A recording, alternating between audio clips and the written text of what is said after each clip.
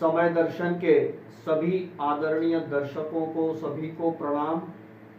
और अभी 24 अक्टूबर 2024, ये अंकों की दृष्टि से भी देखेंगे तो बड़े कमाल की चीज़ है, क्योंकि 24 और सन 24 और 24 हम जानते हैं लक्ष्मी जी का नंबर है अंक शास्त्र के अनुसार। और उस दिन गुरुवार है जो कि नारायण का दिन है, तो बहुत ही महत्वपूर्ण दिन है ये। और इस दिन पुष्य नक्षत्र होने के कारण गुरु पुष्यामृत योग बन रहा है, तो ये दिन का महत्व और बढ़ रहा है यहाँ पर। और गुरु पुष्यामृत योग जो है धनतेरस के इक्विवेलेंट दिन माना जाता है, उतना पावरफुल और शुभ दिन होता है। वैसे तो पुष्य नक्षत्र जो है उसका स्वामी ग्रह है शनि, लेकिन पुष्य नक्षत्र के जो देवता हैं वो बृहस्पति हैं। और पुष्य नक्षत्र को नक्षत्रों का राजा कहा जाता है।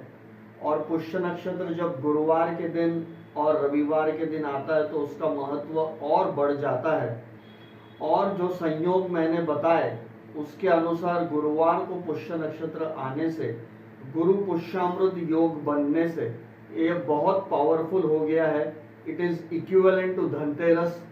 उस दिन आप धनतेरस के पहले इस दिन गुरु पुष्यामृत योग के दिन भी जो भी सामग्री खरीदना चाहते हैं त्योहार के हिसाब से, गहने खरीदना चाहते हैं और भी जो खरीदी, चाहे वो कंज्यूमर ड्यूरेबल्स हो जैसे कि फ्रिज, टीवी, वॉशिंग मशीन, जो भी चीजें अपने घर के लिए लाना चाहते हैं वो बिल्कुल ला सकते हैं और आशीर्वाद प्राप्त कर सकते हैं। और इस दिन यदि हम मंदिर जाकर, जो संत पुरुष के मंदिर है, चाहे साईं बाबा का मंदिर हो, गजानन महाराज का, चाहे ब्रह्मा विष्णु महेश ने जो अवतार लिया दत्तात्रेय भगवान का, चाहे हम गुरु ग्रह का अभिषेक करें, उन्हें पीले वस्त्र चढ़ाएं, चने की दाल चढ़ाएं, तो उससे भी हमें भरपूर आशीर्वाद मिलता है। तो ये गुरु पुष्यामृत योग का दिन बहुत ही शुभता लेकर आया है, सबको आशीर्वाद देने आया है, सबकी तरक्की के लिए आया है। और बहुत महत्वपूर्ण बात है कि इसी दिन अहोई अष्टमी भी मनाई जाएगी, तो ये दिन और पावरफुल हो गया, क्योंकि अहोई अष्टमी के दिन भगवान शंकर और माता पार्वती की पूजा की जाती है। और वो पूजा इसलिए भी की जाती है कि संतान जो है उसकी तरक्की होना चाहिए।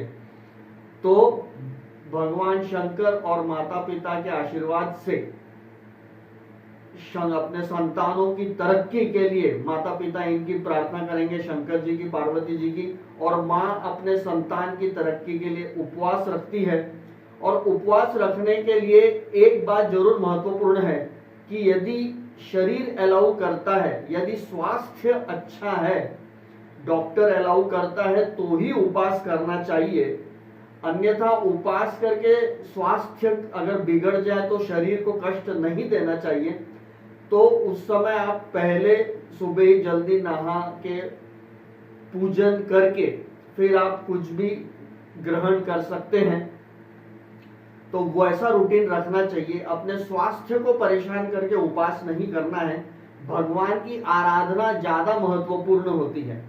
और इसके साथ संतान की तरक्की के लिए माता उपवास रखती है। और उस दिन शाम को जब तारे हमें आसमान में दिखते हैं तो उन तारों को आपको अर्घ्य देना है, उन्हें प्रणाम करना है। उसके बाद जो भी उपवास रखे हैं वो अपना उपवास कंप्लीट कर सकते हैं और अन्न ग्रहण कर सकते हैं। और जिन्होंने उपवास नहीं रखा है स्वास्थ्य की वजह से, तो वो भी अर्घ्य देने के बाद अन्न ग्रहण कर सकते हैं। तो इस तरह से ये दिन बहुत ही महत्वपूर्ण बन रहा है हर एंगल से। और अपने शरीर का, अपने स्वास्थ्य का ध्यान रख के ही हमें उपवास या कोई कार्य करना चाहिए। और इतने शुभ दिन की सबको बधाई देते हैं हम, और समय दर्शन की ओर से प्रणाम करते हैं। धन्यवाद। न्यू वीडियोस की अपडेट पाने के लिए सब्सक्राइब करें समय दर्शन न्यूज को और बेल आइकन को दबाएं। आप देख रहे हैं समय दर्शन न्यूज चैनल।